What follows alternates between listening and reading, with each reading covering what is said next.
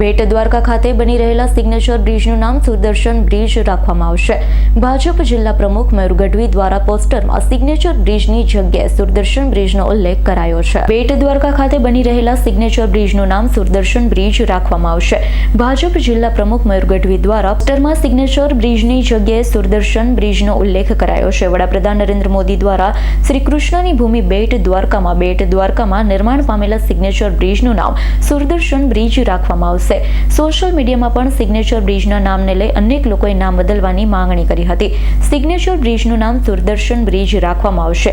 ખુદ જિલ્લા ભાજપ પ્રમુખ મયુર ગઢવી સોશિયલ મીડિયા મારફતે માહિતી શેર કરી। બેટ દ્વારકા ખાતે બની રહેલા સિગ્નેચર બ્રિજનું નામ સુદર્શન બ્રિજ રાખવામાં આવશે।